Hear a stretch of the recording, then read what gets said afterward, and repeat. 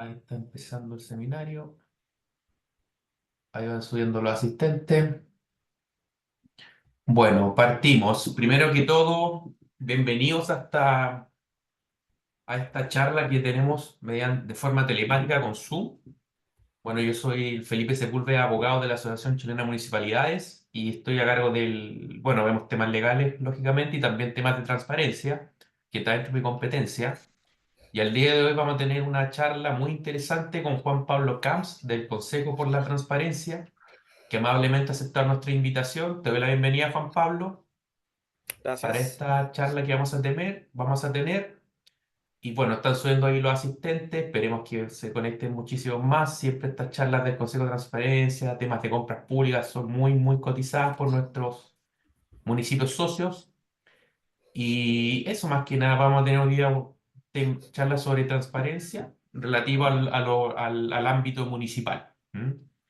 Así que nada, primero que todo, bueno, nuevamente darte la bienvenida a Juan Pablo, también darle los agradecimientos a Mauricio del área informática de la asociación, que amablemente nos está ayudando en todo esto, el tema del Zoom.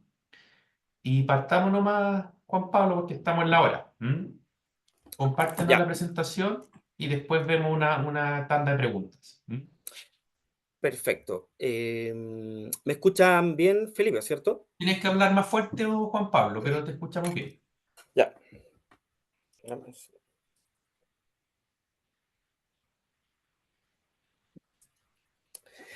Ya.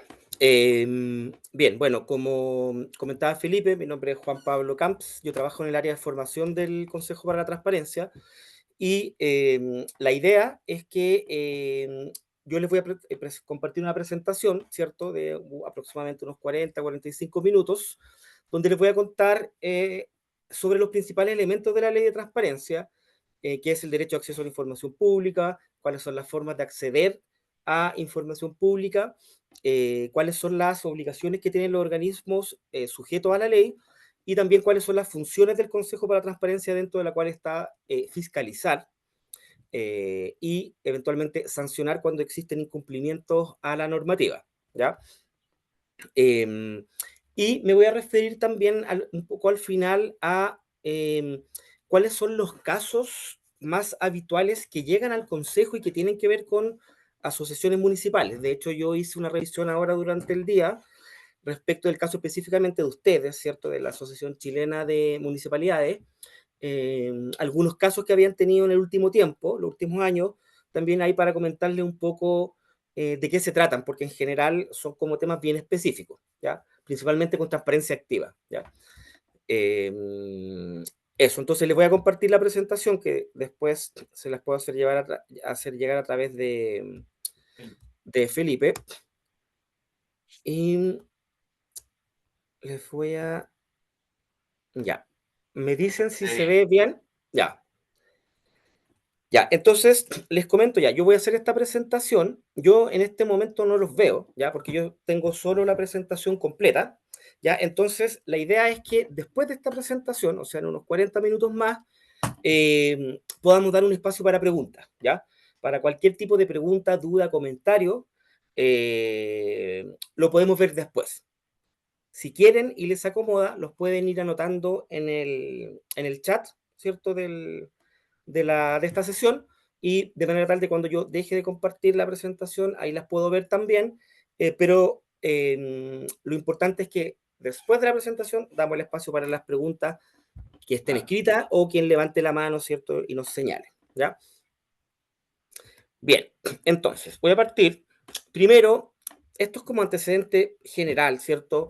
Que tiene que ver con que actualmente cuando hablamos de la política pública de transparencia, de probidad, prevención de corrupción, ¿cierto? Como le queramos llamar, se sitúa en un contexto social bien específico de desconfianza en el Estado, en el mundo político en general. En el caso de Chile está el antecedente del estallido social como crisis social, política, económica también, que también se profundiza después con la pandemia, ¿ya? Entonces, si, si bien antes de este último acontecimiento, pandemia, el estallido social, ya existía desde el año 2014 o más atrás, incluso hacia adelante, distintos estudios sistemáticamente mostraban que la ciudadanía sentía cada vez más distancia y desconfianza en las instituciones públicas, los poderes del Estado, etcétera. Ya con estos hechos de tanto el estallido como la pandemia profundizan, ¿cierto? Este escenario de crisis donde, de confianza, por así decirlo, en donde se hace más necesario las medidas de transparencia, de manera tal de que la ciudadanía pueda conocer cómo funciona el organismo y de esa manera poder hacerse una opinión más fundada respecto de cómo funcionan las instituciones públicas. El tema de la transparencia tiene que ver, por una parte, como les comentaba recién, con una cuestión más de sensibilidad social o ciudadana, de conexión, ¿cierto?, con un momento social o histórico, pero también tiene que ver con cuestiones bien concretas, como pueden ser la mejora de la gestión y, por lo tanto, la optimización de recursos en los organismos públicos, ¿ya? Eh, Muchas veces, cuando no hay acceso fluido a la información que un organismo público tiene, en esa demanda de información vuelve a aparecer por otra parte, ¿ya? O sea, cuando yo niego información o pongo información a disposición del público que no es clara, lo más probable es que después vengan reclamos, consultas por otras puertas, entre comillas, de ingresos de la institución que generen finalmente mayor trabajo en, tiempo de en términos de tiempo de horas de trabajo, de gestión, de coordinación de acciones, ¿ya? Entonces es importante también entender la transparencia como ligado a una mejor gestión dentro de la institución pública que apunta a no generar procesos administrativos que están de más y que se asocian con trabas al acceso a la información. ¿Ya?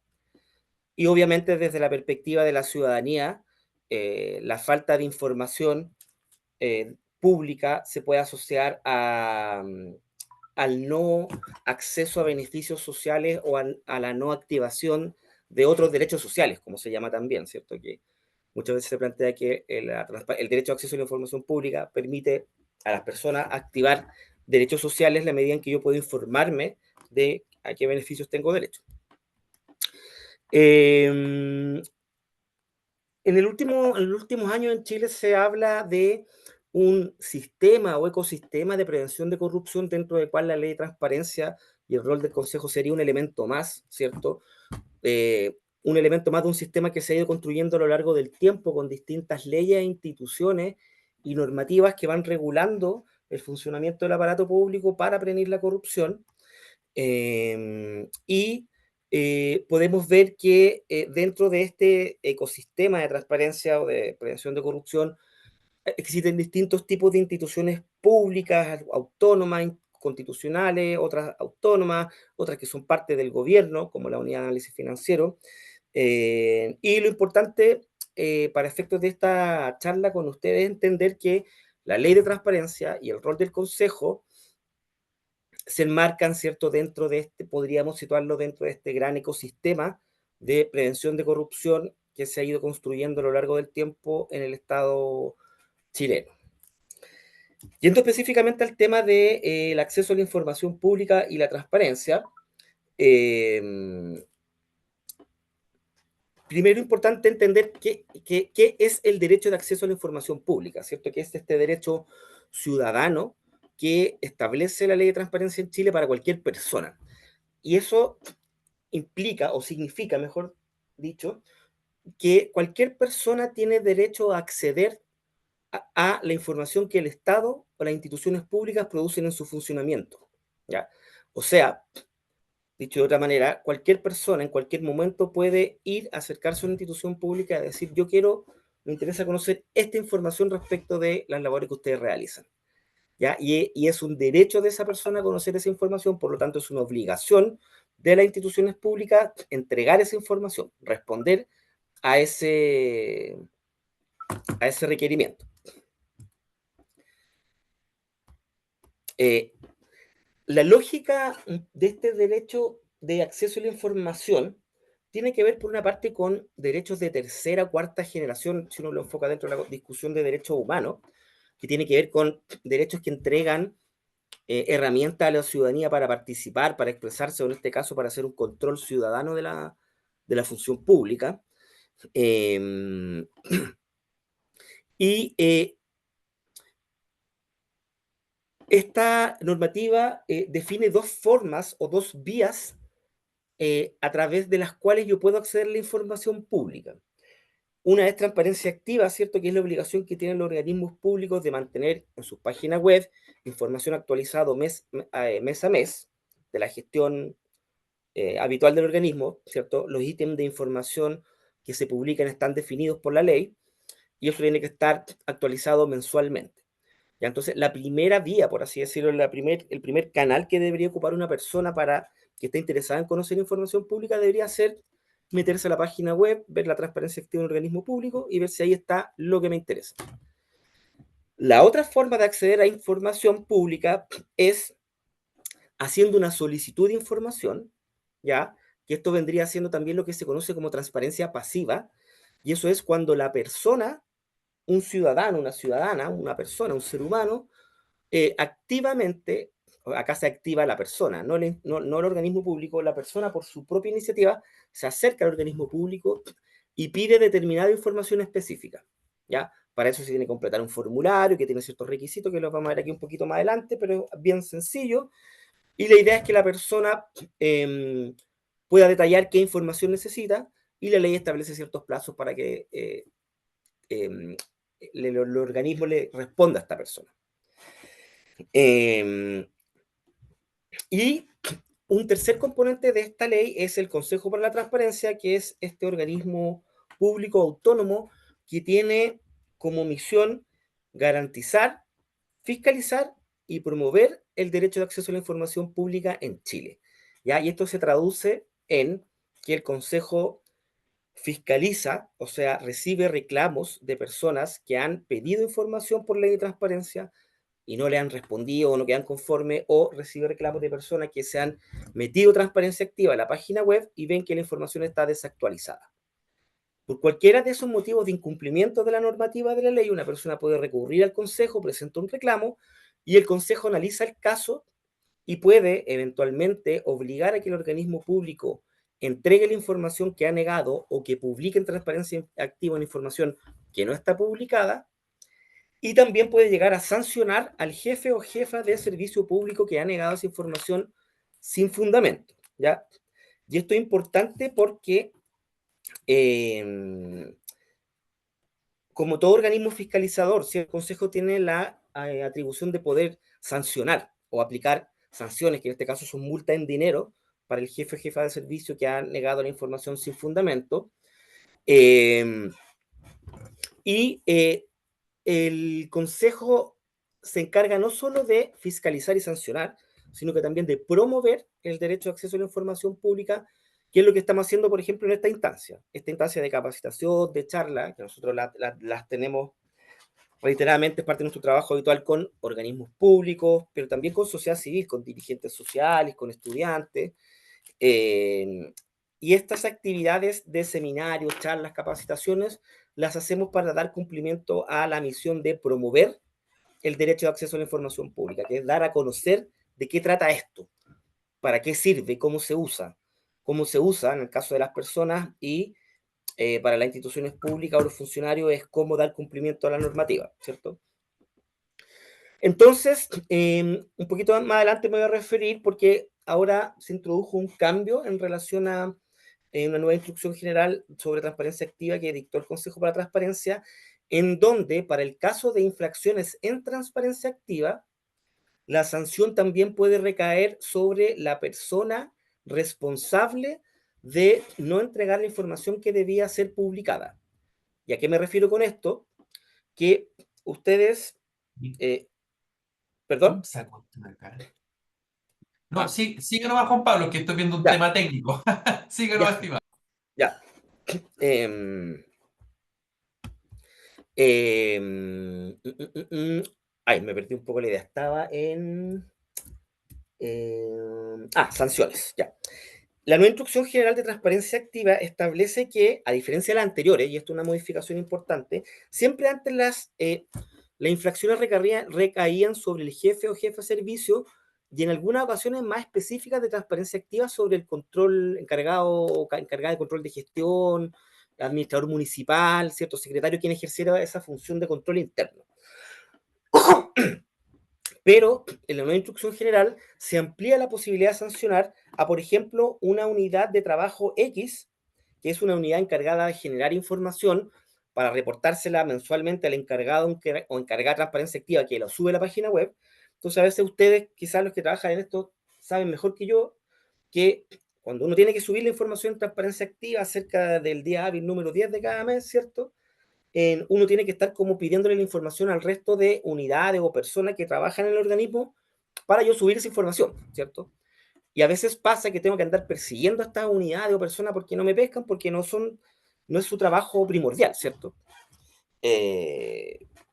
Entonces muchas veces pasa que una información no la alcanzo a subir en el plazo de transparencia activa porque la unidad responsable de mandarme esa información, pensemos por ejemplo, no sé, una unidad encargada de temas de finanzas, de rendición de cuentas, no me mandó la información de este mes en plazo y yo, por lo tanto, subí la información a transparencia activa sin actualizar la parte de finanzas. ¿Ya? En ese caso, si una persona ve esto, se mete a transparencia activa, ve que la información de finanzas está desactualizada y esta persona reclama al consejo y el consejo va, analiza el caso, se mete a la página, corrobora la situación, en ese caso, siguiendo el ejemplo que les doy, la sanción podría recaer en la unidad o el jefe o jefa de la unidad de finanzas o el encargado, quien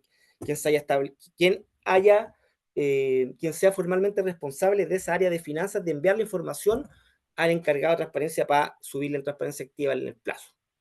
¿Ya? No sé si me explico, es un cambio importante, ¿ya? Y que de alguna manera se puede interpretar como un respaldo para la labor de los enlaces y encargada de transparencia, porque esto de alguna manera, en el fondo, incentiva a que todas las unidades generadoras envíen la información dentro de los plazos para evitar sanciones que en la práctica son un porcentaje del sueldo.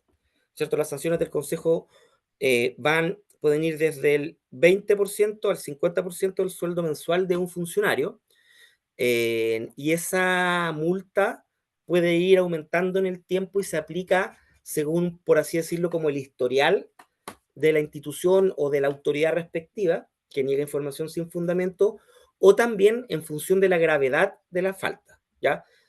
O sea, el Consejo para la Transparencia no aplica una multa cada vez que a partir de un reclamo emite una sanción donde obliga a que la información publique o entregue información que había negado, ¿ya? No siempre el Consejo en esas ocasiones aplica una sanción, ¿ya? La sanción se aplica en el fondo cuando la infracción es más grave. ¿Y cuándo es más grave? Porque en sí mismo la información, o sea, la infracción en sí misma tiene mayor importancia o que es una falta que esa misma autoridad o institución reiteradamente cae en el mismo incumplimiento, ¿ya? Entonces, de alguna manera, las sanciones, en las multas, mejor dicho, se aplican cuando son los casos ya o más reiterativos o más graves. ¿Uh? O más importantes, mejor dicho, más que graves. Y asimismo también el monto de la multa también está en dirección o sea, en proporción de la gravedad de la falta. Bien. Les comentaba hace un rato, ¿cierto?, que el derecho de acceso es el derecho que tiene cualquier persona de en cualquier momento pedirle información a un organismo público. El organismo público tiene que entregarle esta información, ¿ya? Pero eso tiene que ser información que exista y que se produzca en el marco de funcionamiento habitual de un organismo, ¿cierto? No es que yo pueda pedirle a un organismo público la información que a mí se me ocurra, ¿ya? No es que yo le tenga que pedir, no sé, a ustedes, no sé, a la Asociación Chilena de Municipalidades, les hago una solicitud de información y les pido un estudio de factibilidad de instalación de energía nuclear en Chile, en todas las comunas de Chile. Eso no existe. No significa que ustedes tengan que ponerse a hacer ese estudio, ¿ya? Entonces, lo importante es entender que la información pública es la información que ya existe y está en poder de los organismos públicos, ¿ya? Y por regla general, se entiende que toda información que está en poder de un organismo público es pública, a no ser que tenga una causal de reserva, ¿ya? O sea, entonces, las causales de reserva tenemos que entenderlas como una excepción, no como una regla. La regla es que todo lo que me piden es público, o mejor dicho, toda la información que tenemos en nuestro poder es pública, a no ser que haya una excepción, que es causal de reserva, ¿ya? Entonces, de modo genérico podemos decir que información pública son los actos, las resoluciones, oficios que emiten los organismos públicos. Información que haya sido encargado, por ejemplo, a un privado, pero con presupuesto público, como puede ser un estudio o una encuesta. En actas de reuniones, acuerdos, contratos, expedientes. Los contratos de trabajo de los funcionarios públicos son públicos. Hay información personal como el RUT, la dirección, pero el grueso del contrato de un funcionario público es público, los horarios, la remuneración, las condiciones laborales, las tareas, todo eso. ¿Ya? Entonces, en el caso de las solicitudes de información, eh, hay tres canales o vías para yo ingresar una solicitud, ¿ya? Recuerden que yo les comentaba, o sea, lo más recomendable para un ciudadano, una ciudadana que quiera acceder a información pública es que vaya a la página web, a transparencia activa del organismo respectivo, busco ahí si está lo que me sirve y si no, hago una solicitud, ¿ya? Hoy en día, por lejos, el canal más utilizado es la página web. La mayoría de las solicitudes se hacen por las páginas web de los organismos o por el portal de transparencia del Estado de Chile, que administra el Consejo, al cual pueden adscribirse todos los organismos públicos sujetos a la ley y es gratuito, ¿ya? Y eso nos permite tener más estandarizado y una trazabilidad de todas las solicitudes de información recibida por todos los organismos. Entonces, creo yo que por distintos motivos o razonamientos es positivo que los organismos públicos se suban a este portal. Entonces está el canal web, que es el más utilizado. Está el envío de una carta certificada por correo postal, que cada vez se hace menos, pero yo, por ejemplo, yo vivo en Santiago y yo pudiera, por ejemplo, hacerle una solicitud de información al municipio de Puerto Montt y puedo enviar una carta certificada por correo postal, por correo de Chile, la mando para allá y pido que me respondan por carta también a mi dirección, ¿ya? Entonces ahí, en este caso, municipio de Puerto Montt tiene que responderme por carta certificada a la dirección que yo le pongo.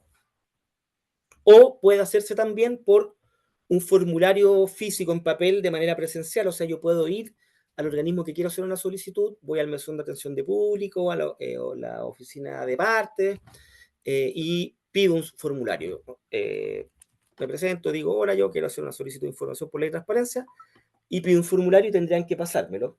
Ojo que por ley y por las instrucciones generales que ha dictado el Consejo, que son obligatorias de cumplir para los organismos sujetos a la ley, es obligatorio que los organismos públicos tengan formularios en papel disponibles para el caso de que vaya una persona y pida un formulario en papel para ingresar a una solicitud, ¿ya? De hecho, eso pudiera ser motivo de reclamo al Consejo, pudiera ser motivo de un obstáculo al ejercicio del derecho de acceso a la información. O sea, yo voy a un organismo público, me acerco, pido un formulario para hacer una solicitud y me dicen, no, no tenemos, se nos acabaron. Ya, eso puede ser considerado una obstaculización al ejercicio del derecho a acceso. Por lo tanto, lo recomendable siempre es que tengan una cantidad suficiente de formulario en papel impreso o tengan el documento a mano para imprimir en el caso de que alguien les pida y no hayan. ¿Ya? O sea, en el fondo, ¿cuál es la recomendación? Que si una persona se acerca a sus servicios públicos y les pide un formulario en papel y ustedes no tienen, en vez de decirle no tenemos, que se pueden arriesgar a un reclamo al consejo, ¿cierto? Mejor es hacerse cargo y resolver la situación y decirle, a ver, esperen, miren, acá tengo un formato, se lo imprimo y se lo paso. ¿Ya? Sería lo ideal, ¿cierto? En el fondo, para resolver el tema y que no escale más allá. Ya, los requisitos del formulario son muy sencillos, son estos cuatro que están ahí. Nombre, apellido del solicitante, dirección, cuando quiero que responda por correo postal. Si quiero que me respondan por correo electrónico con el nombre de mi correo suficiente. Hay que detallar qué es lo que estoy pidiendo. Por ejemplo, yo quiero copias de el contrato entre el municipio y la empresa que recolecta la basura. Yo quiero una copia de el acta del Consejo Municipal de tal día. O yo quiero información relativa a la ejecución del presupuesto de la Asociación Municipal del año pasado. tiene que tener la firma cuando se hace en papel, o sea, cuando lo mando por correo postal o cuando pido el papel físico en el organismo mismo, en la mesón de atención de público, ahí tiene que llevar la firma. Pero cuando se hace a través de la página web no es necesario digitalizar la firma ni nada por el estilo. Ahí el correo electrónico opera como firma. Y tengo que detallar a qué institución va dirigida la solicitud. ¿Ya? Yo me imagino que a ustedes les debe haber pasado más de una vez que les llegan solicitudes de información a ustedes, pero que en estricto rigor quien puede responder quién es el organismo competente y que tiene esa información es un municipio y tienen que derivar, ¿cierto? Esa figura es importante porque no necesariamente las personas saben específicamente en qué institución pública está la información que yo necesito. De hecho, hay información, por ejemplo, hay información de carácter, no sé, de vialidad, por ejemplo, reparación de calles, y una persona comúnmente decir, chuta, ¿a quién le pide información sobre proyectos de mejoras de calle? ¿Al municipio? ¿Al Ministerio de Obras Públicas? ¿Al Servio? ¿Al gobierno regional? O sea, es muy común, ¿cierto?, que los organismos públicos reciban solicitudes que no son competentes para responder y por lo tanto el organismo tiene que averiguar quién tiene esa respuesta y derivar. ¿Ya? Eso es importante porque es importante que se haga rápido porque los tiempos de espera de la persona aumentan. Y si ustedes lo piensan, la experiencia subjetiva, como la satisfacción de usuario, entre comillas, de una persona que va, pide información por ley de transparencia a un organismo y resulta que pasan, no sé, 2 semanas y recién me informan que esa solicitud, que el organismo no es competente para responder y que por lo tanto fue derivada a otra institución y que el plazo para responder de 20 días hábiles empieza a correr una vez que llega esa solicitud derivada al otro organismo, yo como persona empiezo a molestar, es decir, me están peloteando. O sea, ¿por qué me hacen esperar 2 semanas para decirme que esto debería ser ingresado ya y que recién ahora parten los plazos?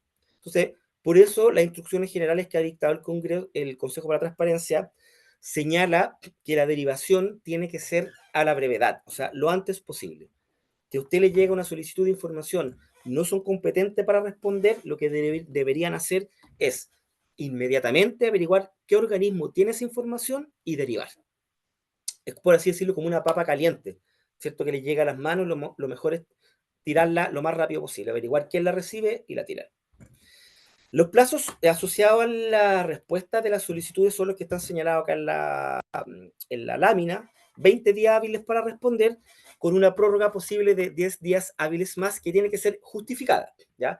Eso no quiere decir que la persona, el solicitante, tiene que autorizar la prórroga, sino que yo tengo que informar y justificar. Eso implica que cuando una persona me hace una solicitud de información, se está acercando el plazo de 20 días hábiles y yo no puedo responder todavía porque me falta mucho tiempo, porque hay mucha información, lo que hay que hacer es contactarse con la persona y explicar, decirle, nos vamos a tomar la prórroga de 10 días hábiles más y explicar por qué. Porque la información que usted solicitó está desagregada en informe en papel que se encuentran en la bodega, otro informe que están en una bodega que está en otra parte, otros están digitalizados, otros se perdieron. O sea, detallar por qué a partir de acciones específicas que me toman tiempo, ¿cierto? Porque requiero más plazo para poder dar respuesta. ¿Ya?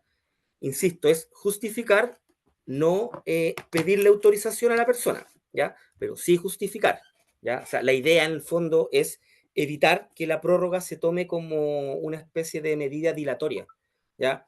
En los primeros años de funcionamiento de la ley, uno veía con cierta habitualidad que algunos organismos públicos se tomaban prórroga en casos que no era necesario y solo con la intención de que la persona se aburriera y desistiera, dejara de eh, esperar la respuesta. ¿Ya? O sea, la idea es que eso no pase. La idea es que la prórroga sea efectivamente una figura a la cual se recurre cuando el tiempo no me permite responder dentro de 20 días hábiles. Bien, perdón.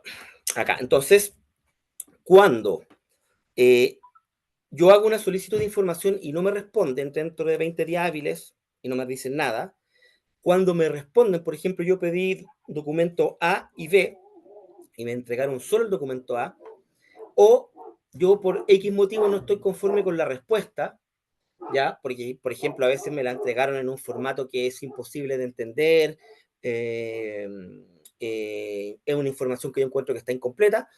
Tengo el derecho de presentar un reclamo al Consejo, pero para el cual hay 20 días hábiles, perdón, 15 días hábiles de plazo para ingresar el reclamo. Ya, o sea, una vez que me llega la respuesta de la cual yo no estoy conforme, tengo 15 días hábiles, o sea, 3 semanas, ¿cierto? En la práctica, para presentar un reclamo al Consejo para Transparencia. Si me paso de ese plazo, el Consejo lo que hace es, se declara incompetente para, para resolver el caso y la persona, si es que quiere insistir en el tema, tiene que volver a hacer todo de nuevo, volver a hacer la solicitud, esperar, lo más probable es que le respondan de la misma forma, y ahí sí llega, ir al consejo, presentar el reclamo de manera oportuna, eh, y que el consejo pueda resolver la situación en función de cumplimiento de la normativa y en función de sus atribuciones. ¿Ya? Eh, esta lámina habla de las causales de reserva.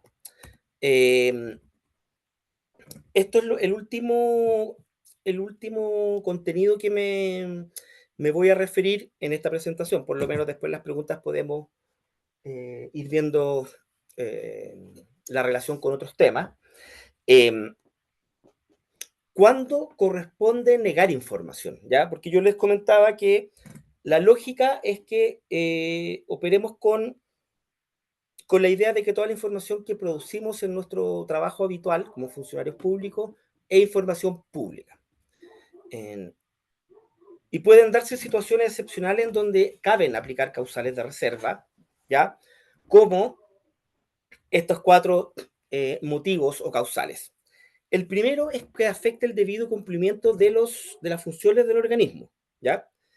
Y esto puede ser de dos formas. Una, que es lo más común, cuando me piden, a través de una solicitud de información, me piden tanta información, tanta, que no me da el tiempo para resolver en 20 días hábiles, ni tampoco tomándome 10 días hábiles más de prórroga. O dicho de otra manera, la única manera de responder sería que prácticamente todas las personas que trabajamos en este servicio público dejemos nuestras pegas de lado y trabajemos solo para responder esa solicitud. ¿Ya? Eso, cuando la solicitud que me llega me toma, por así decirlo, demasiadas horas de recurso humano y eso impacta en el cumplimiento de mis funciones habituales, uno puede negar la información. Y para esto, y por eso está encerrado ahí con un color destacado, el Consejo dictó hace ya más de 1 año y medio una instrucción general sobre distracción indebida, en donde detalla paso a paso. Yo les recomiendo que a los interesados, interesadas, que revisen la instrucción general sobre distracción indebida, en donde de alguna manera refuerza algunos contenidos que ya están en la instrucción general número 10, pero detalla algunos aspectos en mucho más, detalla con más precisión cómo un organismo público tiene que fundamentar o argumentar, ¿cierto?, cuando apela a esta causal de reserva frente a un reclamo que haya llegado al Consejo, ¿ya? Y ahí aparece un cuadrito muy concreto de estimar cuántas, ya, de la solicitud de información que me piden, qué acciones tengo que realizar para poder dar respuesta. Ya, esto, ya, perfecto. ¿Cuánto tiempo me toma cada acción? Esto. Y digo, ya, acá tengo una cantidad de horas en total que me toma responder toda esta solicitud. Después veo, ¿cuántas horas de recurso humano tengo disponible para responder solicitudes? ¿Habitualmente o extraordinariamente? Y ahí hago el cálculo, ¿me da o no me da para responder? ¿Ya? Obviamente, este es un tema largo. Nosotros hacemos capacitaciones a veces exclusivamente de este motivo de causal de reserva, específicamente de la distracción indebida, porque esto es un tema ahí como fundamental, pero les recomiendo que le echen una mirada a la instrucción. Concretamente, en la instrucción hay un cuadrito que explica paso a paso cómo determinar la cantidad de tiempo que me toma responder a una solicitud de información y si con el recurso humano disponible que tengo alcanzo a cubrir ese tiempo o no.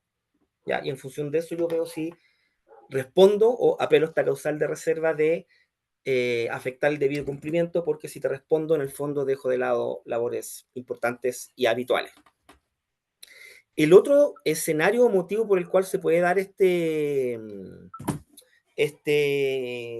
la aplicación de esta causal es, por ejemplo, eh, se puede dar con organismos fiscalizadores o evaluadores. Por ejemplo, la Agencia de Calidad de la Educación, ¿cierto? Que entre otras misiones tiene la labor de aplicar el CIMSE en Chile para medir la calidad de la educación de los colegios públicos. Bueno, en realidad los privados también. Entonces, eh, la Agencia de la Calidad de la Educación mide el CIMSE a través de una prueba de conocimiento que se le aplica a los estudiantes de los colegios, ¿cierto? Entonces, esa prueba, evidentemente que se prepara con mucha anticipación. Entonces, imagínense si yo fuera un profesor o director de un colegio y yo quiero que a mis estudiantes les vaya bien en el CIMSE, yo lo que haría sería, por ley de transparencia, pediría 2 meses antes de la fecha de aplicación del CIMSE, pido la prueba que van a aplicar, que seguramente está lista hace mucho tiempo antes, y se las paso a mis estudiantes para que la preparen. Eso, si bien la Agencia de Calidad de la Educación no se demora mucho tiempo en hacer esto, tiene la prueba probablemente archivada, la prueba que se va a aplicar, y se demoran 2 minutos en mandármela por correo, pero si esa prueba se hace pública, queda invalidada para su aplicación y por lo tanto no se puede aplicar esa versión del CIMSE, y la evaluación de la calidad de la educación, que es una misión central de la Agencia de la Calidad de la Educación, no se puede cumplir. Por lo tanto, esa institución también estaría viendo afectado el debido cumplimiento de sus funciones por hacer pública una información, en este caso la prueba. ¿Ya? Entonces, para cerrar esta idea, ¿cuál es la diferencia? Que en este caso la afectación del debido cumplimiento no es porque me toma mucho tiempo y no puedo responder y no tengo el recurso humano suficiente para responder en los plazos, sino que la naturaleza de la información que me están pidiendo impide o inhibe o invalida una acción posterior de evaluación o fiscalización que yo voy a hacer. ¿Ya? Como les decía, esto da para harto, es todo un tema, pero hay una instrucción al respecto, pero estos son lo que yo les comento como los elementos generales, ya para que lo tengan presente y se metan en la instrucción a quienes les interese. La segunda causal de reserva es que afecta los derechos de terceras personas, y acá principalmente se refiere a cuando una información, documentos públicos contienen información, eh, datos personales o sensibles de terceras personas, ¿ya? Y acá es importante distinguir: los datos personales son aquellos que permiten identificar a una persona: correo electrónico, root, dirección, teléfono, eh, y los datos sensibles son aquellos datos que permiten caracterizar a una persona en términos de pensamiento político, sexual, orientación sexual, religiosa, historial de vida, historial clínico. El típico ejemplo de documento público que tiene información sensible es la ficha clínica. La ficha clínica de una persona puede dar cuenta de un estilo de vida, de una condición vital, de una enfermedad crónica. Una ficha clínica puede definir o puede informar que una persona, por ejemplo, estuvo o está en tratamiento psiquiátrico por adicción a las drogas, por una depresión, que tuvo o está en tratamiento por una enfermedad de transmisión sexual, y toda esta información clínica da cuenta de características de la persona. Eso se considera información sensible, ¿ya? Entonces, cuando una persona X me pide un documento, por ejemplo, la ficha clínica de otra persona, ¿ya? Yo tengo que pedirle autorización al titular del dato, a la persona de la que es dueña, entre comillas, de la información que está en la ficha clínica, y le digo: mira, esta otra tercera persona, por ley de transparencia, me está pidiendo tu ficha clínica. ¿Tú estás dispuesto o dispuesta a entregarla? Y esa persona me dice que sí o que no, y en función de eso entrego o no entrego la información, ¿ya? Y acá hay una cuestión bien importante que tiene que ver con que eh, la ley de protección de la vida privada en Chile, si bien es una ley muy antigua, del año 99, y está muy desactualizada a la realidad del mundo digital actual, eh, es una ley que tiene carácter especial, y eso implica que tiene un carácter jurídico superior que la ley de transparencia, que es una ley de carácter general. ¿Ya? ¿Qué implica eso? que siempre se debe privilegiar la protección del dato personal o la privacidad de la persona por sobre la información pública, ¿ya? ¿Por qué les digo esto? Porque en estricto rigor, si a mí me piden información, voy a volver al ejemplo de la ficha clínica. Imagínense que yo trabajo en un hospital y soy el encargado de transparencia y me llega una solicitud en donde me piden la ficha clínica, imaginemos, de Felipe, ¿ya? Felipe se atiende en el hospital y me llega la solicitud y la solicitud la hace, por así, voy a inventar, Juan Pérez y pide la ficha clínica de Felipe, que se atiende en el hospital. Yo como encargado de transparencia tengo que contactarme con Felipe y decirle, Felipe, Juan Pérez está pidiendo estos datos, ¿estás dispuesto a entregarlo o no? Y puede ser, muchas veces pasa, que cuando yo me contacto con la persona no me responde. La ley establece que yo tengo que ocupar todas las instancias disponibles para contactar a la persona. O sea, puede ser correo, llamarlo por teléfono, si tengo dirección y es posible ir a verlo. O sea, ocuparla en agotar las instancias. Pero puede ser que la persona igual nunca me responda. Y ahí la ley establece que eh, si lo que me están pidiendo son datos personales, y yo me contacto con el titular del dato, que en este caso, siguiendo el ejemplo, sería Felipe, le digo, Felipe, me están pidiendo estos datos personales tuyos, ¿estás dispuesto a entregarlos o no? Y si pasan 3 días y Felipe no me contesta, yo asumo que él está dispuesto a entregar sus datos personales. Pero si fueran datos sensibles, en el mismo escenario, ya, yo me contacto con Felipe y le digo, esta tercera persona está pidiendo tus datos que son sensibles, por ejemplo, tu ficha clínica, y pasan 3 días y Felipe no me responde, yo asumo que él no quiere entregar los datos, porque como su nombre lo dice, los datos sensibles son más sensibles, requieren mayor cuidado y por lo tanto uno privilegia la privacidad del dato.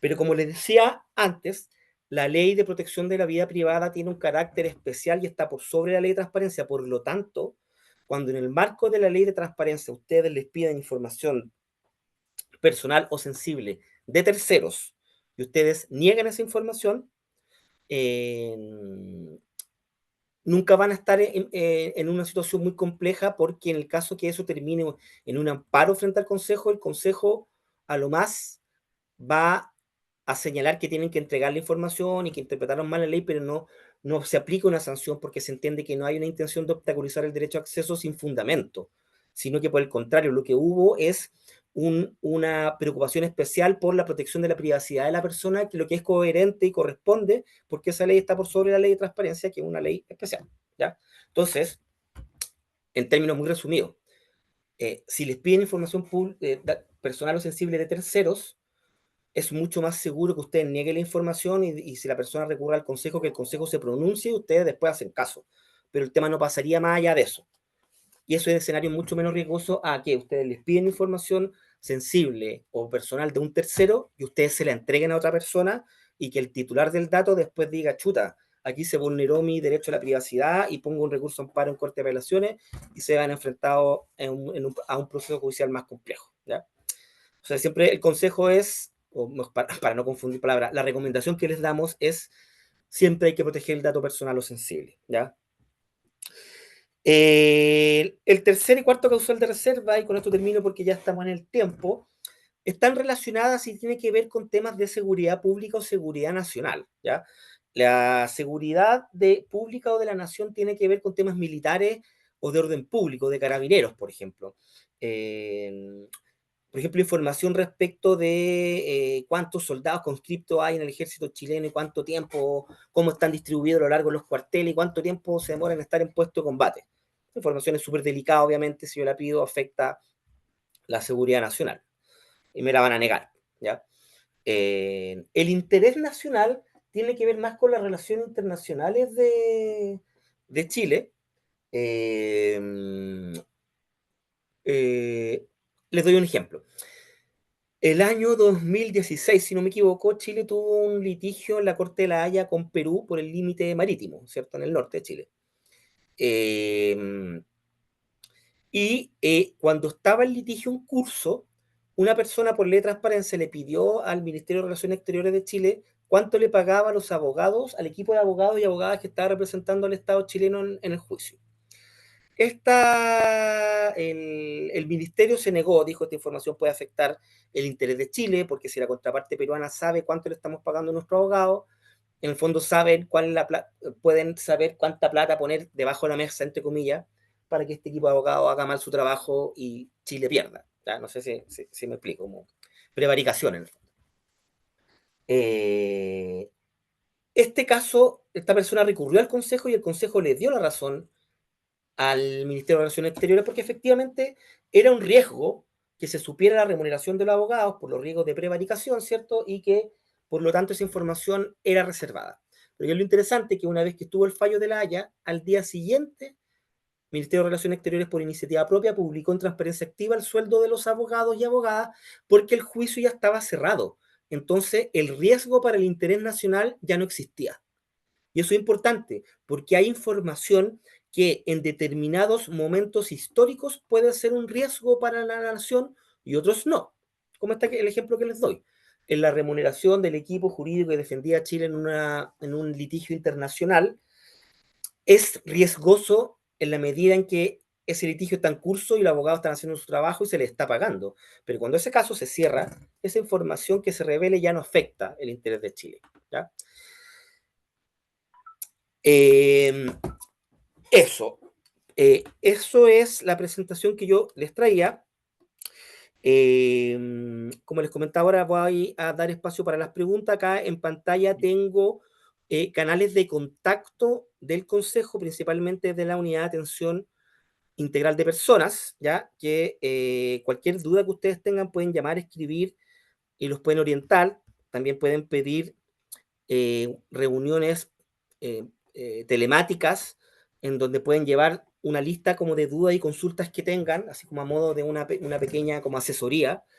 Ahí está el teléfono perdón, el correo de contacto y los teléfonos también institucionales y el fono de atención de usuario que está ahí, que ese es un teléfono funciona también como WhatsApp y pueden escribir con preguntas respecto de la ley. Voy a dejar de compartir. Sí. Yo te voy leyendo las preguntas, estimado Ya, Juan ya, Pablo, y tú vas contestando, sí, porque aquí tengo algunas. Mira, ya. la primera de Ana Jofré nos señala, ¿qué ocurre cuando una solicitud viene a nombre de una funcionaria que tomaron su nombre? Mira, interesante esa pregunta. O sea, esto sería en el fondo que a ustedes le ingresa una solicitud y el solicitante, el nombre del solicitante es de una funcionaria, Claro, pero no es ella quien está haciendo la solicitud. claro, sí lo entiendo yo, sí. Ya, bueno, me imagino que ahí sabrán porque quizás la funcionaria está ahí mismo y dijo, oye, yo no he ingresado esto, es como algo así, ¿ya? Ya, mira, este tema ha sido largamente debatido que tiene que ver con cómo constatar la identidad del solicitante, ¿ya? Eh, en varios aspectos, creo yo, y bueno, o sea, en realidad esta es una opinión compartida por, por varias personas. Si uno compara la ley de transparencia chilena con otras leyes, principalmente estoy pensando en Europa, muchas veces acá somos como más papistas que el Papa, en el sentido de que la ley de transparencia en Chile fijó un estándar muy exigente que ni países que tienen mayor experiencia, ¿cierto?, con este tipo de legislaciones y unos estados y modelos de gestión con mayor recurso han aplicado. Y este es uno de los casos, ¿ya? ¿Por qué? Porque cuando se promulgó la ley en Chile, que fue el año 2009, eh, la única ley que había de transparencia en Latinoamérica era de México, que fue el año 99. O sea, pasaron 10 años después, Chile fue el segundo país de Latinoamérica que promulgó esta ley. Y entonces Chile tomó mucho de la experiencia mexicana. Y un caso que pasó en México fue que cuando se promulgó la ley en México, se señalaba que las personas tenían que identificar su nombre para hacer la solicitud y que tenía que ser su nombre real, pero no establecieron un mecanismo para comprobar eso. Entonces quedó un poco como más a criterio del solicitante que efectivamente usara su nombre real para hacer la solicitud. Y resulta que empezaron a llegar algunas solicitudes con nombres que las personas de las instituciones mexicanas pensaban que eran nombres falsos, porque eran nombres poco serios, ¿ya? Superman, Y de hecho había una solicitud que fue todo un tema, que porque era una solicitud de una persona que firmaba como Mickey Mouse. ¿Ya? Entonces, estas solicitudes fueron rechazadas bajo el argumento de distracción indebida, que abuso del derecho, porque entorpece nuestra gestión. Pero resulta que después finalmente ubicaron a las personas y a ver, esta persona se llamaba Mickey Mouse, era su nombre real, se llamaba como Mickey Mouse Rodríguez, no sé. Los papás eran fanáticos de Baldini y le pusieron Mickey Mouse. Entonces a partir de eso quedó como una especie como de criterio, digamos, como un criterio, ¿cierto? De que, y así se instaló la normativa mexicana de que el organismo público no tenía la competencia para establecer si un nombre era serio o poco serio, ¿ya? Entonces, ¿qué es lo que hizo, qué es lo que se hizo en el caso chileno para tratar de evitar eso? Era que las personas tenían que identificarse con un nombre y apellido, ¿ya? Pero tampoco puso una forma de acreditar la identidad, que sería en el fondo lo más obvio con el carnet, ¿cierto? Yo pongo el root o clave única o algún tipo de distinción que me permita identificar a la persona. O sea, acá no se puso eso, ¿ya? Pero también porque lo que se vio en México, sobre todo en localidades más chicas, pensemos en municipios rurales, cosas así, que cuando las personas hacían solicitudes de información sobre un tema que incomodaba a la autoridad, esta autoridad después de vuelta se venía con revancha contra las personas, ¿ya? Es lo típico que no, a mí me ha tocado verlo también acá en Chile, fuera de Chile también, como hacer capacitaciones para ley de transparencia con dirigentes sociales, no sé, y tú les explicas, mira, aquí tú puedes preguntar por esto, esto, esto, y te dicen, ya, muy bonito todo eso, pero eso funciona en Santiago porque aquí en la comuna de tanto, tanto, el alcalde sabe todo y se enoja y si le pedimos información va a saber que soy yo y me va a quitar el subsidio de no sé qué y no sé cuánto. Entonces, para evitar represalias, que era algo que también pasaba en México, estas como represalias de las autoridades cuando dicen, esta persona me está siguiendo como la pista en algo que yo quiero ocultar. Entonces, para evitar eso, para evitar represalia, ¿cierto? Y con el antecedente de que también podía ser discriminatorio que una institución pública se atribuyera la competencia de definir qué nombre era serio y no, la legislación chilena quedó como más abierta y por lo tanto solo habla de nombre y apellido, ¿ya? En lo concreto, ¿en qué se traduce esto? Que este, este ha sido uno de los pocos temas a través que el Consejo ha cambiado su opinión a través del tiempo, ¿ya? ¿Por qué? Porque el Consejo para la Transparencia en la práctica funciona como una especie de tribunal, donde están los 4 consejeros, donde se presenta un caso y ellos toman una decisión en función de la ley, ¿cierto? Y esa decisión va definiendo jurisprudencia, ¿cierto? Va estableciendo criterios para abordar las distintas materias de la ley. Y la jurisprudencia del Consejo es bien consistente y coherente, y hay temas muy específicos en donde haya habido cambios de criterio jurisprudencial, y eso es por la composición del Consejo Directivo, que va cambiando. Los consejeros los propone la Presidencia de la República, tiene que ser aprobado con 2/3 del Senado, lo que ha pasado hasta ahora, ¿cierto? Desde el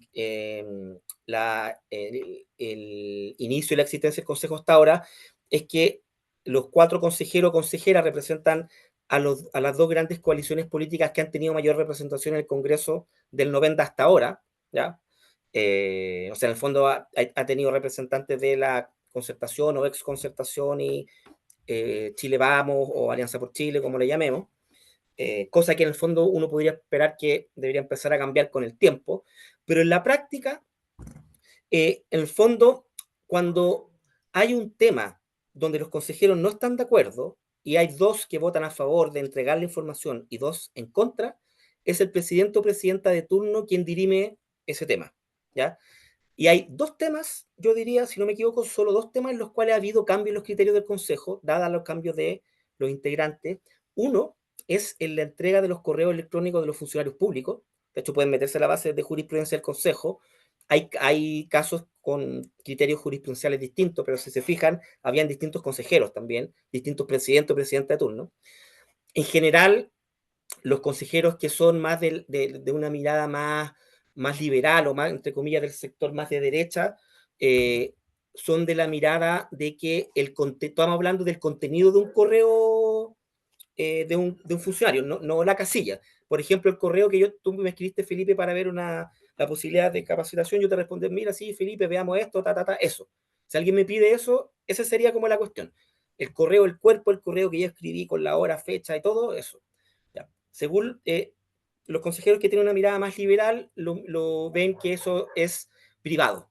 Eso no es parte de algo que se considera público. ¿Ya? E incluso también consideran que si se entregan esos detalles, pudieran entorpecer la función de los funcionarios públicos, ¿ya? Por lo que se puede decir en el correo, por ejemplo. Los consejeros que son más podríamos decir, de centro izquierda y que tienen una mirada que ponen énfasis en cuestiones quizás más sociales, plantean de que el contenido del correo eh, eh, es algo que se hace en el marco de la función pública con recursos públicos y por lo tanto es público. ¿Ya? O sea, es parte de la función pública también los correos que los funcionarios redactamos en el marco de nuestras funciones. ¿Ya? Ok. Entonces el otro tema es este precisamente de la identidad de la persona que también genera esta división. A eso es lo que iba, por eso me di esta vuelta grande. ¿Ya? Actualmente el criterio cambió. Antes el Consejo era mucho más literal en la interpretación de la ley que decía nombre y apellido. Entonces decía, es un nombre y es un apellido. Listo. ¿Ya? Y había casos, de hecho, es una cuestión medio anecdótica, parece chiste, yo siempre lo comento como ejemplo. Antes, no sé, estoy hablando 7 o 10 años atrás, al Consejo, a nosotros teníamos una persona que presentaba solicitudes y firmaba, suena como una talla, pero es verdad, como Rosamel Fierro. ¿Ya? Pedía pura información interna del Consejo. Era evidente que era un funcionaria del Consejo. ¿Por qué a este le subieron el sueldo? ¿Por qué o lo ascendieron? ¿O las vacaciones? No sé. Pura información que era interna. Entonces, obviamente esa persona no quería verse afectado o afectada con que reconocieran su identidad. Entonces ponía técnicamente un nombre y un apellido. Rosamel Fierro. ¿Ya? Entonces, muchas veces les teníamos que contestar. De hecho, en ese tiempo yo trabajaba en la unidad que respondíamos a las solicitudes de transparencia que llegaban al Consejo, hasta que cambió el criterio jurisprudencial de los consejeros y dijeron, no, acá el espíritu, más allá de lo concreto de la ley, el espíritu de la ley es que sea una persona y que no ocupe este requisito como para entorpecer o abusar de la ley y poner al organismo a trabajar o a perder el tiempo. Entonces, Claro. ahora el criterio actualmente, que está vigente, que tiene el Consejo Directivo actual, es que cuando hay sospechas de una suplantación de identidad, un nombre falso, generar instancias para comprobar la identidad de la persona. Que en la práctica, eso es en el fondo pedirle el carnet cuando le entregan la respuesta. Como que dejar sujeta la entrega de la respuesta a la confirmación de la identidad.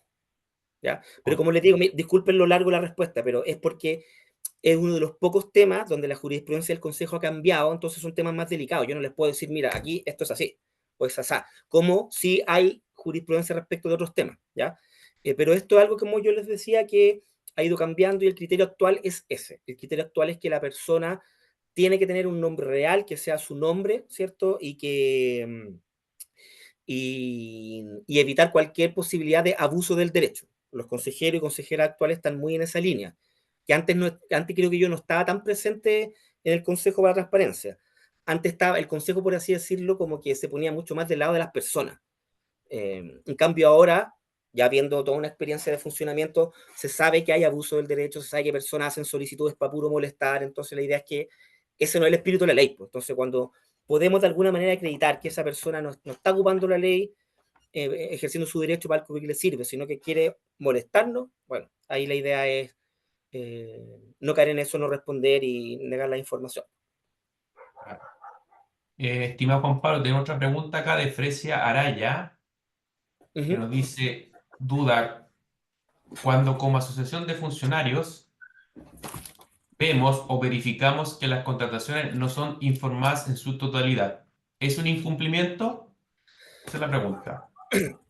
Claro, ese sería un incumplimiento de transparencia activa, porque las contrataciones, los pagos, remuneraciones, bonos, asignaciones, cumplimiento de meta, todo lo que tiene que ver con remuneración y pago a los funcionarios tiene que ser publicado en transparencia activa, es parte de los ítems obligatorios, y por lo tanto, si hay personal contratado que no ha sido informado, hay un incumplimiento a la ley, pero esto es importante porque en transparencia activa, esto sería transparencia activa, el accionar del consejo es principalmente más reactivo, o sea que tiene que haber una persona que se meta a la página, detecte, y diga, mira, aquí no está publicado tal funcionario, yo sé que trabaja, y presenta un reclamo al consejo, y después el consejo vaya, se mete y diga, perfecto, aquí hay una falta, ¿ya?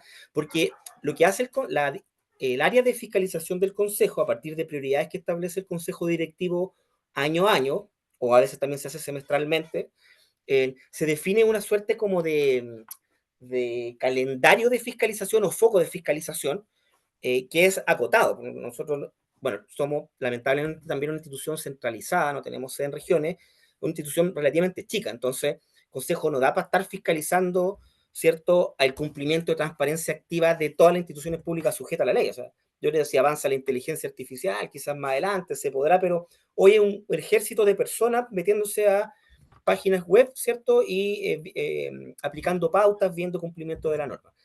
Entonces, hay infracciones de transparencia activa que si no están dentro del foco de fiscalización estratégico del Consejo de ese semestre, entre comillas, pasa piola, si es que no hay una persona que reclama. ¿Ya? Entonces, volviendo al tema, entonces, para este caso, esa es una infracción, pero si nadie reclama, ponen alerta al Consejo, no va a pasar nada. ¿Mm? A no ser que justo el consejo diga ya este año, este semestre vamos a fiscalizar asociaciones municipales, ya el ítem de personal y remuneración. Y ahí sí pueden ser detectados seguramente, pero a lo que voy yo es que a veces pasa, como muchas leyes, ¿cierto?, que los incumplimientos dependen de denuncias de las personas, o sea, de las sanciones, perdón. Que haya sanción tiene que ver con una denuncia, porque el órgano fiscalizador no es omnipresente, ¿cierto? Claro.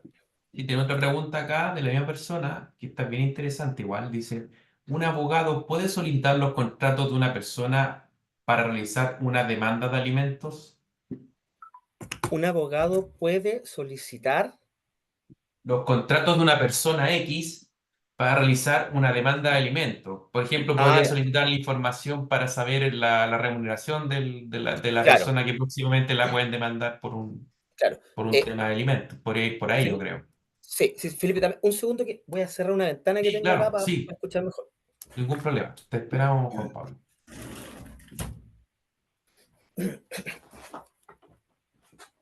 Ya.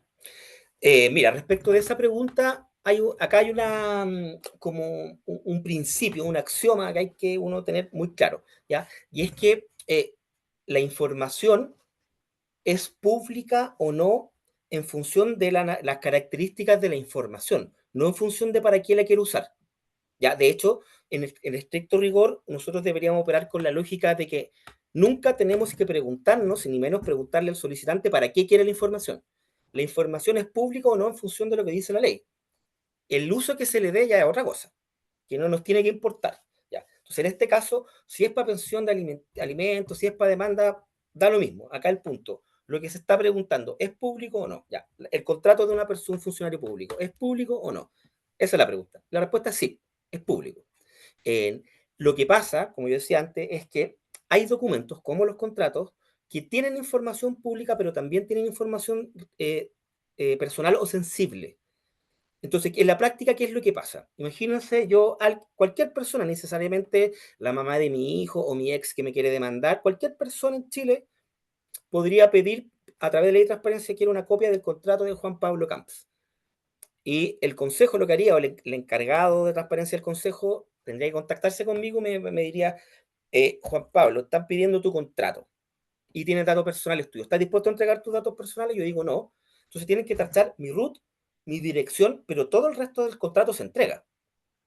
Ya, o sea, respecto de este tema no hay ninguna duda. Las condiciones laborales de los contratos de los funcionarios públicos son públicos. El root y la dirección o algún otro dato personal se borra. pero la remuneración, las labores, el horario, todo eso es público, ¿ya? Y da lo mismo si uno es abogado o no y para qué lo quiero.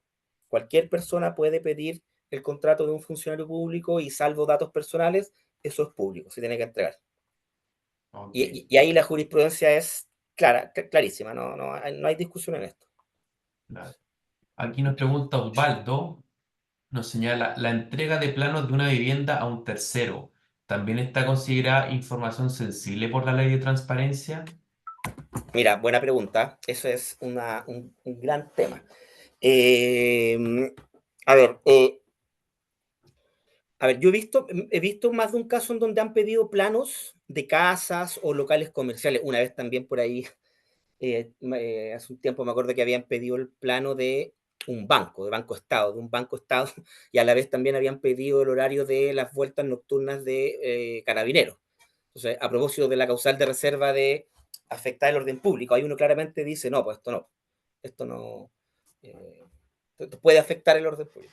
Entonces, ahí uno tendría que, porque yo he visto casos en donde hay municipios o asociaciones, municipios en realidad, que por el tema de los permisos de construcciones tienen los planos y los entregan. Ya, tengo y lo entrego. Y hay otros que dicen que no, le preguntan a la persona, al titular, al dueño de la casa. ¿Ya?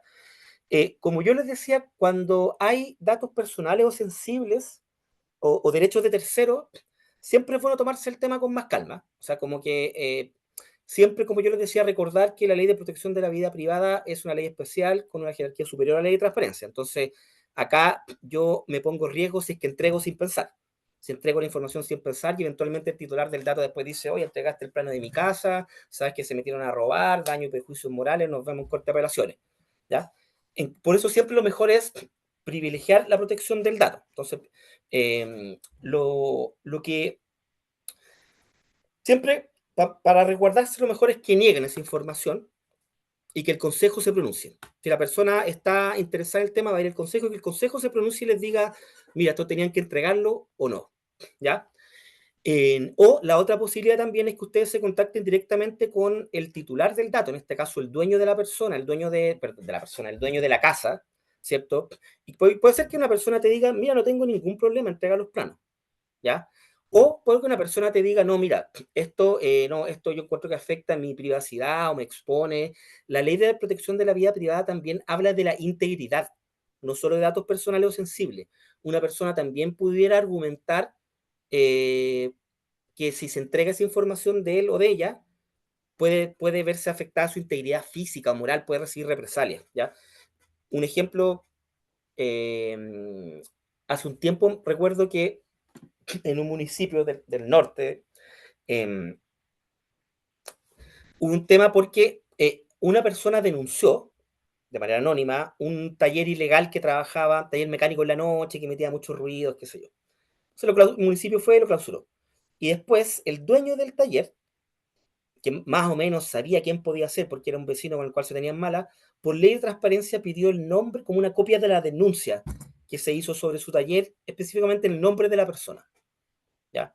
Entonces, el municipio no sabían qué responder, nos llamaron para preguntarnos, pero claramente el tema ahí en ese caso, el municipio tenía la información que estaban pidiendo, estaba el nombre de la persona, pero el municipio se contactó con la persona para ver un poco más para conocer más de la situación y la persona efectivamente le dijo, no, esta persona es violenta, qué sé yo, en el fondo efectivamente le dijo, sí, yo voy a estar en riesgo si esta persona sabe, entonces efectivamente ahí en ese caso no se veía afectada la privacidad o los datos personales sensibles, sino que se veía afectada la integridad de esa persona y también el motivo para negar la información. Claro. Aquí otra pregunta de Karina Monreal que nos señala, ¿qué ocurre cuando los postulantes de una beca municipal no quedaron seleccionados y están solicitando ese listado de los no seleccionados? Ah, de los no seleccionados, ya. Eh, y son becas. Sí, becas. Becas escolares menores de edad, ¿o no? ¿No tiene el detalle? No, beca municipal, no. Puede Ya, ser igual, habría que especificar ahí, pero ya. Lo que pasa es que eh, A ver, en este caso depende del tipo de becas, ¿ya? ¿Por qué? Porque los datos, como yo les decía, los datos sensibles son los que permiten caracterizar a una persona. Entonces, por ejemplo, si yo postulé o soy usuario de una beca municipal, voy a inventar, para estudiantes con trastorno del espectro autista, ese dato ya habla de una condición de mí, ¿ya? Entonces, por lo tanto, debería ser reservado. De hecho, hay jurisprudencia del Consejo respecto de los usuarios de programas de pueblo originario, porque el hecho de y que se le debería dar un tratamiento distinto, por ejemplo, a los usuarios de programas sociales, que es más general. Programas sociales en general son muy transversales, pero pueblo originario es mucho más específico. ¿Ya? Entonces, si yo revelo los listados de la gente que es usuaria de este programa, en el fondo estoy diciendo que ellos son parte de un pueblo originario y eso es una caracterización y por lo tanto un dato sensible. Entonces, en este caso habría que ver la característica de la beca. Veo que por ahí dice beca de dinero, alumno básica, media y universitario. Ya, acá agregamos otro pelo a la sopa, otro elemento, que hay menores de edad. ¿Ya? Cuando hay datos personales o sensibles de menores de edad, la ley dice que hay que ser más cuidadoso aún, pero no dice cómo, ¿ya? Porque como les comentaba, esta ley del año 99, antes de Internet, antes de todo esto. Entonces, ¿qué es lo que hay que hacer? Se supone que cuando hay menores de edad involucrados, yo debería tener la autorización del adulto responsable para publicar un dato personal o sensible. Y eso significa haberle pedido la autorización, ojalá con un respaldo firmado o algo así. ¿Ya? Eh, entonces, lo primero, datos de acá de menores de edad no deberían aparecer. ¿Ya? O sea, acá deberían, a no ser que pidan la autorización del adulto. Ustedes podrían hacerlo, por ejemplo, si ustedes quieren esa autorización, quería yo, al momento de que le asignamos la beca, le paso al adulto un documento para que firme y que autoriza el uso de esa información para fines de gestión interna. ¿Ya? Aquí Entonces tengo ahí los datos. claro. Otra pregunta de Orieta Vanessa que nos señala, la información sobre un sumario cuando está en curso o cuando se cierra, ¿se puede entregar por transparencia? Cuando está cerrada, porque cuando está abierto puede afectar el curso del sumario. ¿Ya? Entonces todos los sumarios, sean de responsabilidad administrativa, donde quizás se investiga un delito, se puede hacer públicos una vez que esté cerrado, ¿ya? Porque si no, imagínense, si me están investigando a mí, porque cometí alguna irregularidad, yo lo que haría sería por ley de transparencia, pido el nombre de quienes fueron a declarar con el fiscal que está llevando la investigación y voy y los amenazo. No sé, pues les digo, oye, no hables nada de mí o anda a retractarte, qué sé yo. Claro. Entonces, eso es cuando está cerrado, ¿ya? Cuando está cerrado, eso definieron responsabilidades, ahí es cuando se hace público. Aquí dice otra pregunta, estimado Juan Pablo, de Pablo Domínguez, dice, ¿qué hacemos con la cantidad de consultas que hacen las mismas personas y lo mismo todos los meses? En este caso, de automotoras, de concejales tratando de ser dueños. Ah, ¿Qué empoderamiento tenemos? ya, sí, sí, sí, hemos visto esa situación en todo Chile. El tema Claro. de las solicitudes que son mes a mes, recurrentes, que tienen que ver muchas veces con las patentes u otras cosas. A ver, acá, como yo les comentaba, a veces cuesta hacerlo, pero acá tenemos que operar con la lógica de no tenemos que preguntarnos, ¿cierto?, para qué quieren la información. Tenemos que ver si lo que nos piden es público o no, ¿ya? No, claro. Porque muchas veces pasa, y es un tema que está abierto, y la ley actual, ese tema de alguna manera no se hace cargo de manera muy clara, que es, por ejemplo, usted lo vivirán mejor que yo, cuando me piden información y yo sé que son empresas privadas que van a prestar un servicio, una consultoría, o tesistas de universidad, un tesista de magíster, de pregrado que está haciendo la tesis, entonces me escribe y quiere una planilla que tenga este dato con este, con este, con este, y uno dice, chuta, le estamos haciendo la tesis gratis, o le estamos haciendo la consultoría gratis y la cartera de clientes gratis a esta empresa. La ley es súper clara, o sea, uno no tiene que preguntarse la utilidad de la información, para qué la van a utilizar, eso es lo primero, ¿ya? Y en este caso tengo que preguntar, ¿lo que me piden es público? En este caso sí, las patentes, cierta información referida a patentes de auto, las patentes comerciales también es pública. ¿Y qué les recomiendo yo? Esto es algo que han hecho algunos municipios. Como saben que mes a mes les van a preguntar la misma información, lo que hacen es suben esa información a transparencia activa todos los meses. La recolectan, la suben y después como les llega la solicitud, cuando tú respondes con un link, descargan la información está acá, ¿ya? Y de hecho, eso es una buena práctica. Dentro de la instrucción general 10 del Consejo se establece como buena práctica y que de hecho a ustedes les alivia la carga. Si hay información que les piden recurrentemente, lo mejor es tenerla siempre disponible en transparencia activa y si alguien me la pide, tú le mandas el link y listo. Y se responde rápido. Eso sería Ok, lo más ya. recomendable. Mm. Aquí tengo una pregunta que es relativa a sumarios, pero no está muy ordenada. Es de Andrea Viaba. Dice, buenas, buenas, se entrega información de una investigación sumaria. Cuando hay información sensible que afecta a terceros, aún tachando nombres u otros. Cuando el solicitante busca tomar acciones legales. Ay, no sé si lo entendiste, Juan Pablo.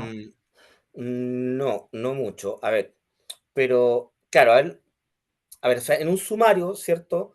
Ya Claro. cerrado, eh, puede haber información de distinto tipo, porque a ver, puede haber información que establece responsabilidades de, eh, de alguien que es funcionario y que por lo tanto tiene que cumplir como esa sanción, ¿ya?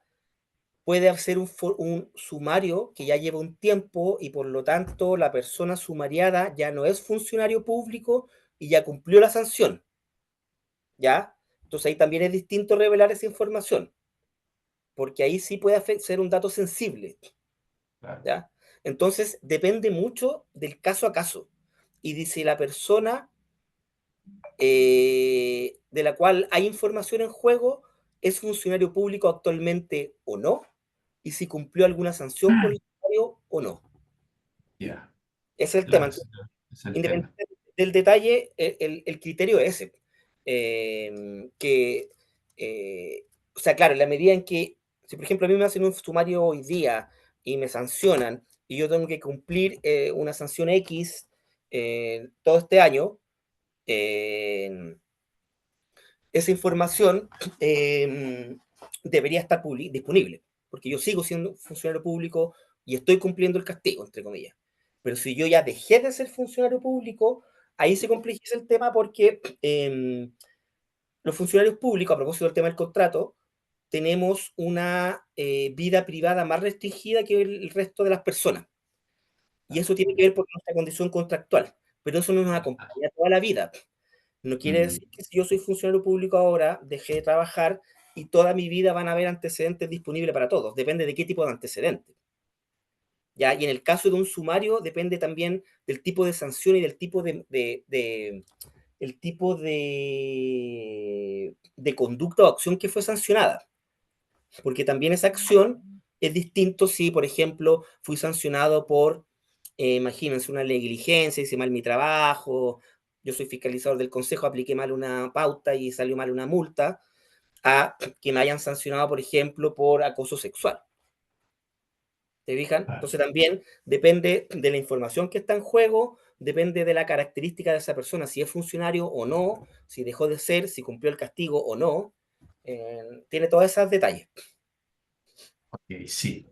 Y otra consulta, dice acá, lo que dice Juan Pablo está relacionado a la postura de que los correos electrónicos se consideran bienes institucionales. ¿Podría aclarar cuál es la postura actual sobre lo que acaba de comentar, a saber, solicitudes relacionadas con el criterio para solicitar el contenido del cuerpo de correos electrónicos? Ya.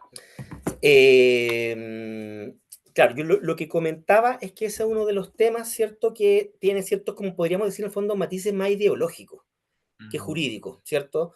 El correo, que en el fondo, porque el tema del correo nos enfrenta a la pregunta de qué es, dónde empieza la vida privada del funcionario público. Ya hay un tema filosófico de cómo yo considero la libertad humana, individual, el rol del funcionario, bla, bla, bla. Entonces, obviamente ahí, cuando tenemos consejeros, consejeras con distintas sensibilidades políticas, se aprecia esa diferencia ideológica. Eh, eh, Pero el criterio, como yo les comentaba, es uno de los que todavía está, que tiene matices. O sea, por ejemplo, hoy en día,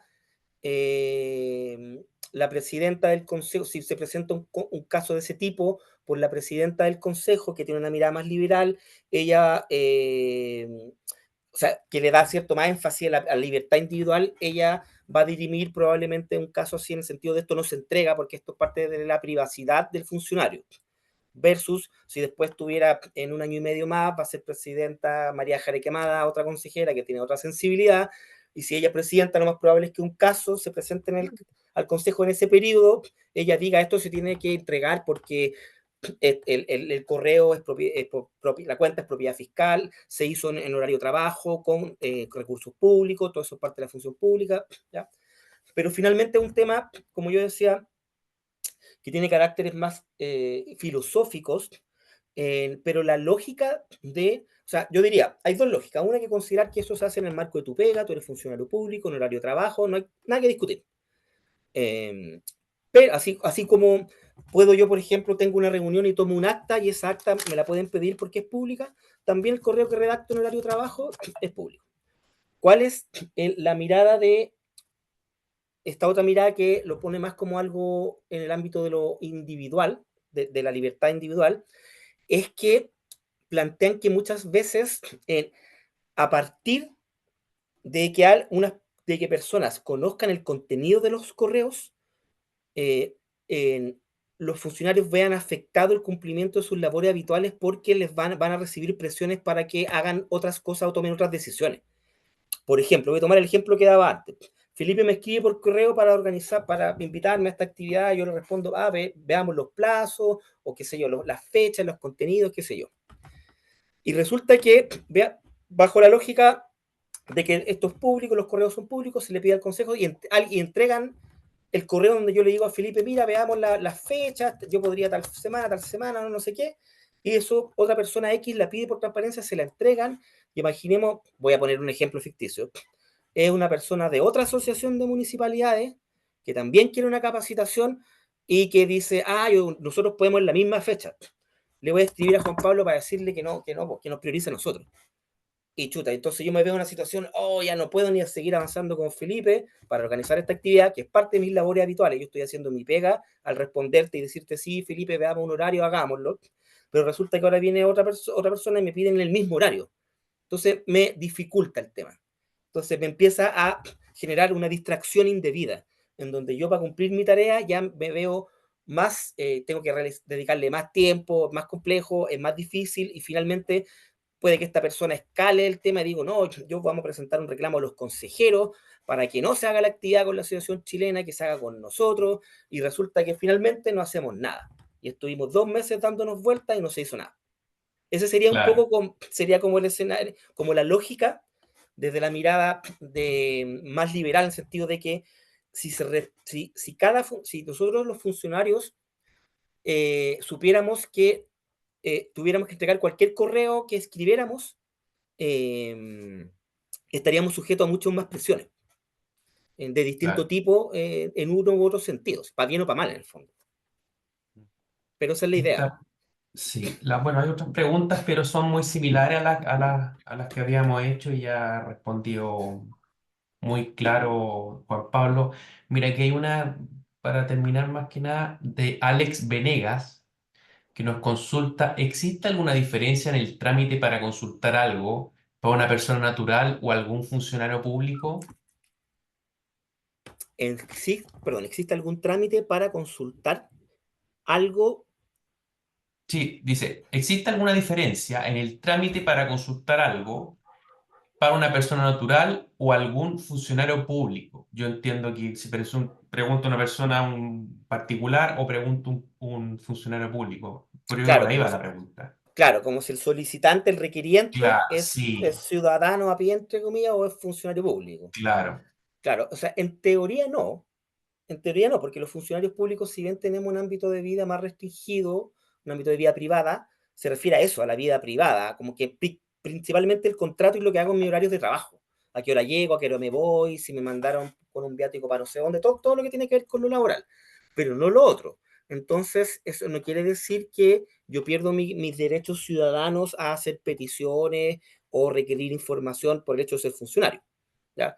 Bueno, eso son cosas que van paralelas, pues no se superponen. Entonces, eh, por así decirlo, cuando yo pido información, yo en mi caso lo hago como Juan Pablo Camps, no lo hago en mi condición de funcionario del Consejo. Por ejemplo, no sé, pues si yo voy a ejercer mi derecho a petición y le voy a escribir al ministro de Educación pidiéndole que elimine las deudas del CAE, no sé, por decir algo. Es mi derecho a petición. Soy ciudadano y lo puedo pedir. Da lo mismo si soy jefe del área del Consejo para Transparencia o analista del área de género, da lo mismo. Lo pido como Juan Pablo Camps. Entonces, en ese caso, no habría como una superposición. Lo que sí es importante es mantener las cuestiones diferenciadas. Si yo voy a hacer en este caso el derecho a petición al ministro de Educación, se lo hago como Juan Pablo Campos. No le pongo mi firma de funcionario del Consejo para Transparencia porque ahí estoy mezclando los planos. Claro, claro, súper, sí, muy claro. Muy bien, Juan Pablo. Nosotros ya no hay más preguntas, terminamos. De parte de la Asociación Chilena de Municipalidades, te queremos agradecer por esta excelente charla y bien didáctica y también por la buena disposición desde que fijamos la fecha, el horario hasta el día de hoy para contestar las preguntas. Uh Después -huh, bueno, ahí me envía la presentación, o me imagino que es la misma que me enviaste, uh -huh. y pues yo se las voy a reenviar a todas las personas que asistieron y a los que están inscritos. Y Ya, reiterar súper. los agradecimientos, Juan Pablo, por tu charla del día de hoy. ¿Mm? Ya. Gracias a ti, Felipe, también por la invitación, por la oportunidad. Como yo comentaba, ¿cierto? Parte del trabajo nuestro como consejo es promover la ley, explicar, ¿cierto?, a los organismos obligados cómo se da cumplimiento a esto. Así que siempre nosotros estamos interesados en participar de esta instancia porque nos ayuda a difundir Sí, la ley, el rol del consejo y todo eso. Así que siempre ahí motivado para otra actividad en la medida en que nos vayamos coordinando. Y sí. bueno, ahí estamos en contacto para adelante cualquier cosa. Gracias, Juan Pablo. Y Y también, esta charla queda grabada y la vamos a subir al canal de esa Asociación Chilena de Municipalidades a YouTube para que ya, lo puedan perfecto. revisar nuevamente y tú también lo puedas revisar, Juan Pablo. ¿Mm? Ya, mira, después te voy a mandar ahí, Felipe, para ver si me puede ayudar a difundir, porque nosotros estamos reinaugurando un portal educativo.